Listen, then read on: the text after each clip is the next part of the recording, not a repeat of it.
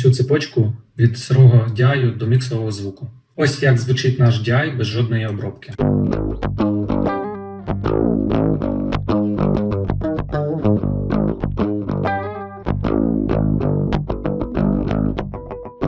Перше, що я роблю, я трошки підмішую до нашого сигналу паралельно середини. Також треба правильно виставити наш noise gate. Для сучасного металу це критично важливо, бо саме він робить наші палм'юти щільними та чистими. Зазвичай на ритм-гітарі я виставляю десь мінус 40, мінус 50 дБ в цьому проміжку. Наступним плагіном у нас йде нолі. Перше в цепочці це наша педалька Overdrive. Тут важливий момент, він тут не для дисторшену. Його задача піджати низ та дати більше атаки. Майже на мінімум драйв і на максимум левел – це база сучасного металу. Тепер переходимо до нашого ампу і саме головне виставити наш гейн. Більшість роблять одну ту саму помилку, викручуючи його майже на максимум, при цьому вважають, що тон стане більш важчим. Але по факту отримують навпаки, тон стає більш мильним, нечітким і втрачає атаки. Я використовую середній рівень гейну, тому що основна щільність вже частково приходить з нашої педальки та кабінету. Бас я тримаю нижче середнього, тому що якщо його забагато, палм'юти починають розвалюватись. Саме мід відповідає, наскільки гітара буде читатися в міксі. Багато хто ріже мід, щоб отримати красивий звук в соло, але в міксі такий звук просто зникає. Тому тут я навпаки трохи піднімаю мід, саме середина дає щільність, атаку і відчуття дорогого тону. Якщо тон звучить круто в соло, не факт, що він буде працювати в міксі. Тепер переходимо до кабінету, і це, чесно кажучи, одна із самих найважливіших частин в усьому тоні. Багато хто думає, що основний характер тону робить амп. Але на практиці саме кабінет найбільше впливає на звук та формує фінальний результат. Я використовую один із імпульсів з пакета Jens Bogren, тому що вони не звучать сиро і занадто натурально, а одразу дають більш готовий, щільний та контрольований звук. Конкретно тут я вибрав імпульс під назвою Gonojira. Він мені подобається тим, що добре тримає палм'юти, низ не розвалюється, середина добре читається, а верх не стає занадто різким. Для такого стилю це дуже важливо, бо мені потрібен контрольований, щільний і агресивний ритм-тон, який нормально прорізає мікс. Послухаємо, як звучить наш амп плюс кабінет.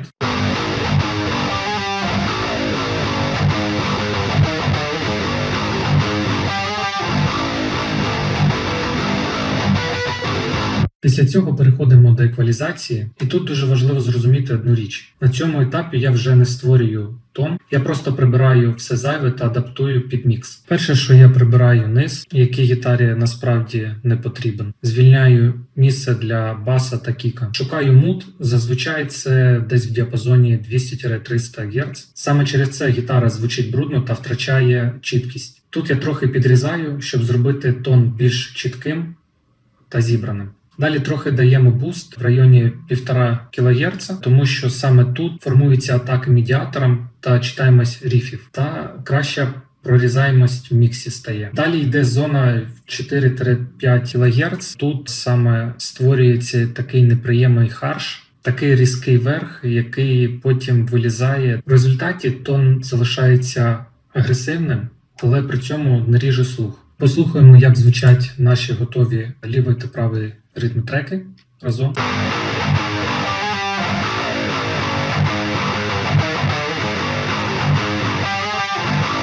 Після того, як у мене вже готова обробка лівої та правої ритм-гітари, я їх відправляю на гітарну шину. Тут я вже не виправляю проблеми окремого тону, а дивлюся на загальну картину двох гітар разом. Коли два дублі складаються, дуже часто накопичується зайва мутність в нижній середині або коробка в середніх частотах. Тому я тут роблю дуже легкі корекції, щоб зробити весь гітарний тон чистішим та більш сфокусованим.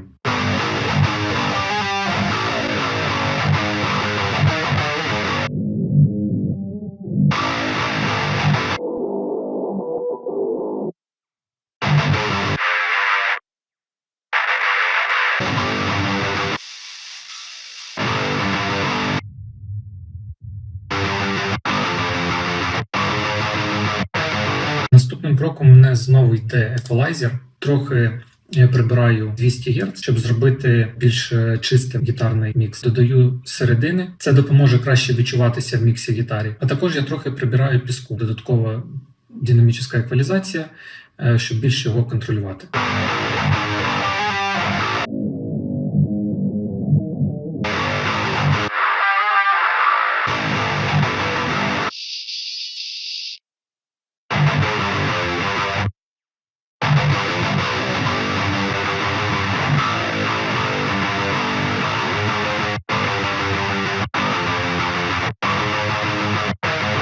Далі у нас йде компресор, і сама ідея тут у тому, щоб не стиснути гітару, а трошки склеїти її між собою.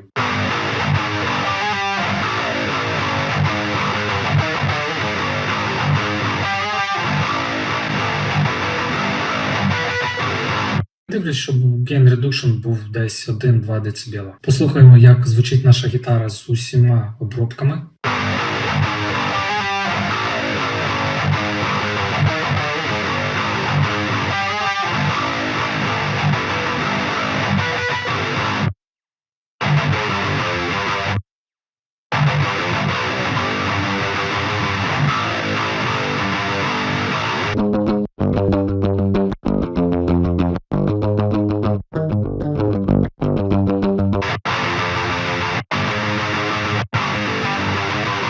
А тепер як буде звучати в міксі.